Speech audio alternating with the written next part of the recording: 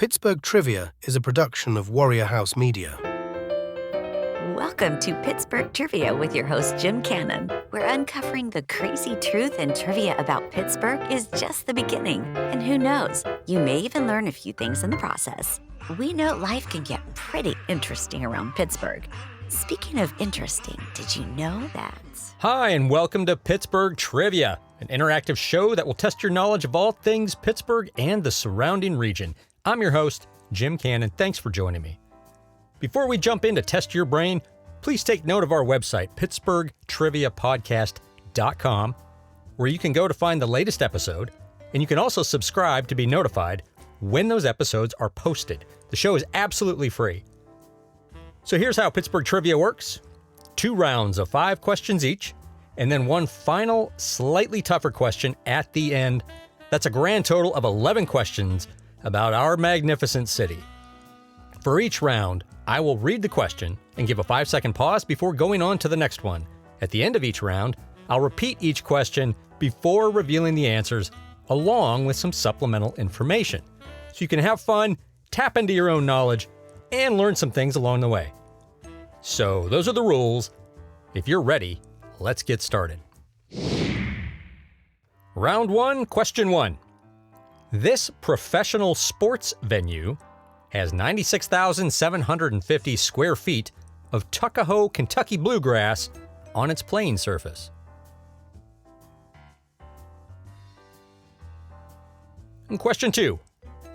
Among all his other culinary creations, H.J. Heinz was the inventor of these green sweet delights.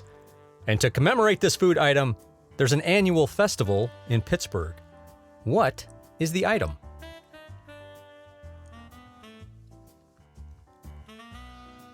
Question 3. St. Nicholas Catholic Church in Millvale was the first of its kind in America. The parish was established in 1894, and the church built in 1901 for these immigrants fleeing economic and political prosecution in their country that sits on the Adriatic Sea. St. Nicholas was the first what?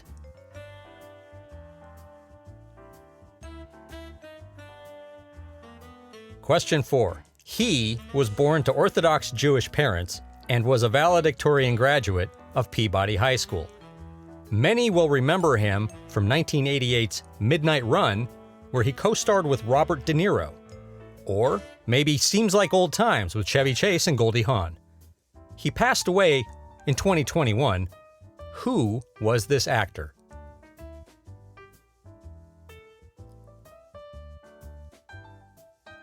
And question 5. On May 22nd, 1907, this legendary magician, tied to a rope and wearing handcuffs, plunged himself into the freezing cold Allegheny River, only to escape while underwater. He repeated the feat in 1908, and in 1916 at the Davis Theater, at the corner of Liberty Avenue and Wood Street, he freed himself from a straitjacket while hanging upside down. Who was he? All right, that wasn't too bad, right? Hope those were relatively easy for you, or that you at least had some great guesses. Let's check the answers to see how you did with round 1. Round 1 answers. Question 1. This professional sports venue has 96,750 square feet of Tuckahoe, Kentucky bluegrass on its playing surface. That is PNC Park. The grass is actually a blend of 4 different varieties of Kentucky bluegrass, and it was grown in New Jersey at Tuckahoe Turf Farms, hence the name, before being transferred to PNC Park. And question 2. Among all his other culinary creations, H.J. Heinz was the inventor of these green sweet delights. And to commemorate this food item, there's an annual festival in Pittsburgh. What is the item? Sweet pickles. And the festival that takes place every year is called Picklesburg. The first time I went, I thought it was strange that there was such an emphasis on pickles, but then that isn't the strangest thing people celebrate. So, question 3.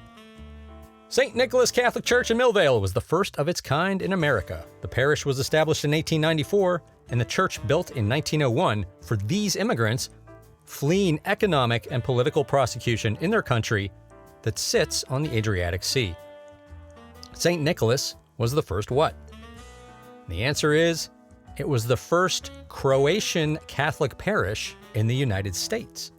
There were a ton of immigrants fleeing Croatia due to the ongoing hostilities that eventually morphed into World War I.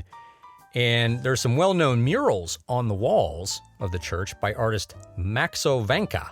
And they were featured in Time magazine in 1937. So if you get a chance, go take a look. Question 4. He was born to Orthodox Jewish parents and was a valedictorian graduate of Peabody High School. He starred in movies like Catch-22, Seems Like Old Times, and many will remember him from 1988's Midnight Run, where he co-starred with Robert De Niro. He passed away in 2021. Who was this actor? That was Charles Grodin. He passed away in 2021 at the age of 86, which is pretty incredible. He was in something like 40 films over his career, many of which I had forgotten about, like The Woman in Red, Beethoven, which was that movie about the St. Bernard, and one of the 70s classics, King Kong. He was in just as many TV shows, and he also did a bunch of theater productions. And Grodin wasn't just an actor. He wrote 8 books, and something else I'd totally forgotten about, he had a cable show called The Charles Grodin Show. And at one point, he was actually doing political commentary for 60 Minutes 2, which was this weird spin-off of the regular 60 Minutes show. Grodin died in Connecticut, but is buried at the Adath Jeshurun Cemetery in Allison Park. In question 5, on May 22nd, 1907, this legendary magician, tied to a rope and wearing handcuffs, plunged himself into the freezing cold Allegheny River, only to escape while underwater. He repeated the feat in 1908. And in 1916, at the Davis Theater, on the corner of Liberty Avenue and Wood Street, he freed himself from a straitjacket while hanging upside down. Who was he? That was Harry Houdini. For those interested in magic, the Pittsburgh Cultural Trust owns and operates a small theater called Liberty Magic at 811 Liberty Avenue, close to where Houdini performed his straitjacket escape. And the theater hosts different performances by magicians. All right, how many of you got 5 out of 5 in that round? Well, fear not, we have more questions coming up. Before we get to them, just a quick message to everybody. If you're enjoying the show and having fun and want to hear more episodes, please head to the website, PittsburghTriviaPodcast.com, and consider subscribing. We'll notify you as soon as the next episode is posted and ready to go. You can also check us out on social media on both Facebook and X. Those links, the links to those accounts, are available on the website. Thank you for your interest and thank you for listening. All right, get ready for round 2. And here we go. Round 2, question 1. A contemporary art museum officially established in 1977, it is housed in a former Stearns and Foster factory warehouse on the north side of Pittsburgh. And question 2. This bridge was designed by Gustav Lindenthal, the same engineer who designed the Hellgate Bridge in New York City. It crosses the Monongahela and connects Smithfield Street to Station Square.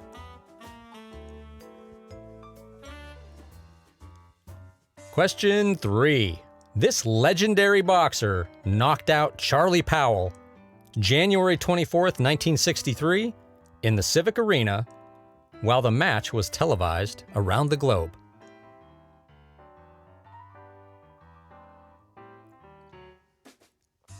Question 4. Like another well-known singer born in Canonsburg, this native son scored a number 1 with this song, which 23 years later appeared in a David Lynch film of the same name. Name the singer and the song title.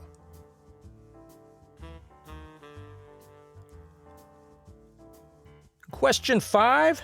Starting her career as an aquatic biologist, she became a full-time writer in the 1950s. Her books in the trilogy about ocean life that included The Sea Around Us were all bestsellers. In 1962, she penned her best-known work and helped spark the environmental movement in the U.S. Who was she? And here's a hint. One of the Three Sisters bridges is named after her.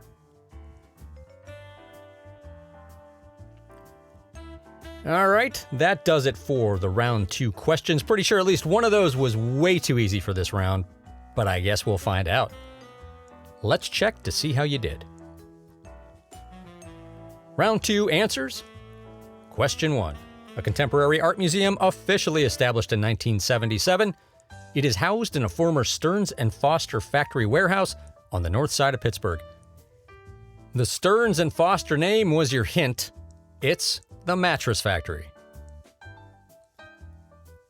And question 2. This bridge was designed by Gustav Lindenthal, the same engineer who designed the Hellgate Bridge in New York City.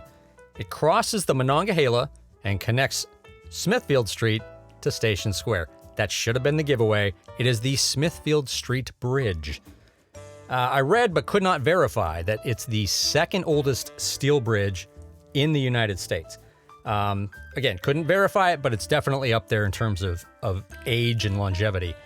Side note, the bridge itself was featured in the movie Striking Distance, that Bruce Willis movie, Flashdance, and the music video for Wiz Khalifa's Black and Yellow. It's the third structure to be erected in that same location, the first bridge, the first river crossing bridge in Pittsburgh, which was called the Monongahela Bridge, was built in 1818. And question 3, this legendary boxer knocked out Charlie Powell on January 24th, 1963 in the Civic Arena, while the match was televised around the globe. All right, I think even a no-boxing fan could have guessed this one. It's Muhammad Ali. And he knocked out Powell in the 3rd round. But Charlie Powell was no slouch. He actually played pro baseball, pro football, and had a professional boxing record of 25-11-3. And question 4. Like another well-known singer born in Canonsburg, this native son scored a #1 with this song, which 23 years later appeared in a David Lynch film of the same name. Name the singer and the song title? That would be Bobby Vinton with the song Blue Velvet. The song had originally been recorded by Tony Bennett, but Vinton's version was much more successful commercially. And the movie, Blue Velvet, well, it was weird, but oddly, the song seems to fit it perfectly. In question 5, starting her career as an aquatic biologist, she became a full-time writer in the 1950s. Her books in the trilogy about ocean life that included The Sea Around Us were all bestsellers. In 1962, she penned her best-known work and helped spark the environmental movement in the U.S. Who was she? Here's a hint. One of the Three Sisters bridges is named after her. That would be Rachel Carson. And don't forget about the 45-mile-long Rachel Carson Trail that spans from Harrison Hills Park through to North Park and hits Tarentum and New Kensington along the way. All right, I know some of those took some brain power. And speaking of brain power, if you have any thoughts about the show, please head to the website pittsburghtriviapodcast.com, find the contact button, and drop us a line. We want to hear from you. Okay, we're almost there. You feeling good about your Pittsburgh knowledge? Well, let's knock this out of the park. Here we go with the bonus question. Okay, this might be a tough one. This is a baseball/movie question. So kick the dirt off your cleats and get ready to take a swing. The original version of this baseball comedy, produced in 1951 and using Forbes Field for many of the shots, is about a gruff manager whose sputtering Pittsburgh Pirates receive divine intervention from one of these heavenly beings, and the team begins to turn around their season. There was a remake in 1994 that starred Danny Glover as the coach, Tony Danza as pitcher Mel Clark, and Christopher Lloyd as the primary winged intervener. And the tagline for the 1994 version was, "You gotta believe." What is the name of this baseball movie?